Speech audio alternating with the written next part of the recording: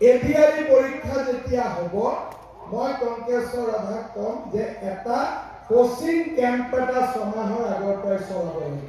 তেতিয়া আমি যোগ্য ল'ৰা ছোৱালীয়ে চাকৰি কৰিম আৰু পুলিচৰ দৌৰত কেনেকৈ পাছ কৰিব লাগে আমাৰ এছপি সাহেবৰ লগত কথা পাতি ইয়াতে এটা পুলিচ ট্ৰেইনিং একাডেমি এটাও আমি খুলিব লাগিব আৰু দুধনৈৰ পৰা মেক্সিমাম ল'ৰা ছোৱালীয়ে যাতে চাকৰি পায় তাৰ কাৰণে আমি চেষ্টা কৰিব লাগিব। কিন্তু কিছুমানেতো চাকৰি নাপাব আৰু কিছুমানে নিজে চাকৰি নকৰে, ব্যৱসায় বাণিজ্য কৰিব খোজে। যোৱাবাৰ আমি এটা স্কিম লৈছিলোঁ যে এজন ল'ৰাক ছোৱালীক আমি 2 লাখকৈ টকা দিম। কোনোবাই দোকান দিয়ক, কোনোবাই ইলেক্ট্ৰিচিয়ান হওক, কোনোবাই পাৰ্লাৰ খোলক, আমি 2 লাখ টকা দিম। টকাটো ঘূৰাই দিব নালাগে, সুদো দিব নালাগে। আমাৰ দুধনৈ ইতিমধ্যে 700-800 ল'ৰাই এই সুবিধাটো পাইছে।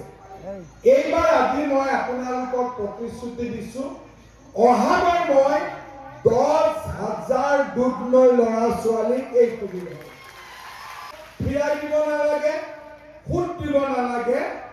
যিসকলে চাকৰিৰ এজ পাৰ হৈ যাব বা চাকৰি নকৰে তেওঁলোকৰ কাৰণে এই সুবিধা আমি দিম।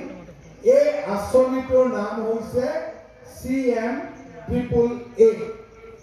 অৰুণোদয় 10,000 দিম, CM-AAA 10,000 দিম আৰু দুধনৈ সমষ্টিৰ সকলো ৰাস্তা ঘাট দলং যিমান সমস্যা আছে, দুধনৈত কিমান সমস্যা আছে আমি এই সমস্যাবিলাক সমাধান কৰিম। অতিৰিক্তভাৱে মই আগতে কৈছো গোৱালপাৰা জিলাত এখন মেডিকেল, এখন ইঞ্জিনিয়াৰিং আৰু এখন বিশ্ববিদ্যালয় কৰিম। আমাৰ কংগ্ৰেছৰ MLA-বোৰ জিকি থকাৰ কাৰণে গোৱালপাৰা জিলাত কাম কাজ একো হোৱা নাছিল। এতিয়া বিজেপিৰ শক্তি বাঢ়িছে, AGPৰ শক্তি বাঢ়িছে, যৌথ মঞ্চৰ শক্তি বাঢ়িছে, BPF শক্তি বাঢ়িছে। আমি একলগ হৈছো আৰু আমি আগবাঢ়ি যাব পাৰিম। গোৱালপাৰা জিলাত আজি বাংলাদেশী মিয়াৰ সংখ্যা বাঢ়ি বাঢ়ি গৈ আছে, হয় নহয়? তেওঁলোকে যদি 10টা জন্ম দিয়ে আমিতো 2টা জন্ম দিম, হয় নে নহয়? আমাৰ সংখ্যাও কমি আছে। আমি যদি ই বোলে বড়ো, ই বোলে ৰাভা, ই বোলে কোচ, ই বোলে কলিতা, ই বোলে গাৰো, ই বোলে মিচিং, ই বোলে বঙালী, ই বোলে হিন্দী ভাষী, এনেকে যদি আমি ভাগ ভাগ হৈ থাকো তেতিয়াহ'লে গোৱালপাৰাত আমি 10 বছৰৰ ভিতৰত আমি নোহোৱা হৈ যাম। হিন্দীত এটা কথা আছে, এক হো তো সেভ, মানে একেলগে যদি আমি থাকো আমাক কোনেও একো কৰিব নোৱাৰে। এই ইলেকশ্যনত আমি যদি গোটেইকেইটা জাতিয়ে একেলগে টংকেশ্বৰ ৰাভাক ভোট দিওঁ বাংলাদেশী মিয়া জিকিব পাৰিব?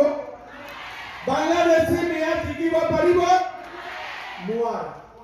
কিন্তু কেতিয়াবা আমি বেলেগ হৈ যাওঁ। 2-এজন মানুহ আহে বোলে আমি ভোট নিদিওঁ, আমি ভোট নিদিওঁ, আমি ভোট নিদিওঁ। লাভ কাৰ হ'ব? বাংলাদেশী মিয়াৰ লাভ হ'ব। কোন জিকিব?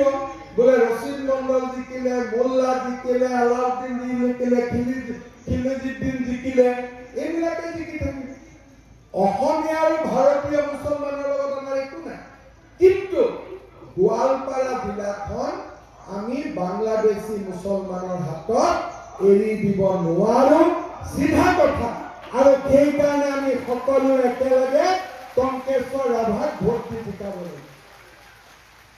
এটা কথা গোৱালপাৰাৰ ৰাইজে মনত ৰাখিব, দিছপুৰত বিজেপি চৰকাৰ এখন, যোৰহাট, শিৱসাগৰ, ডিব্ৰুগড় মানুহক যিমান প্ৰয়োজন তাতকৈ বেছি গোৱালপাৰা, ধুবুৰী, বৰপেটা, নলবাৰী মানুহক বেছি দৰকাৰ। যেতিয়া কংগ্ৰেছৰ চৰকাৰ হয় তেতিয়া ইয়াতে বাংলাদেশী মিয়াবিলাকে নাচিব আৰম্ভ কৰে আৰু যেতিয়া বিজেপিৰ চৰকাৰ হয় অলপ ঠাণ্ডা থাকে যোৱাবাৰটো সিহঁতৰ মই ঠেং আৰু ভৰি ভাঙিলো এইবাৰ চৰকাৰ হলে বাংলাদেশী মিয়াৰ মেৰুদণ্ডডালো ভাঙিব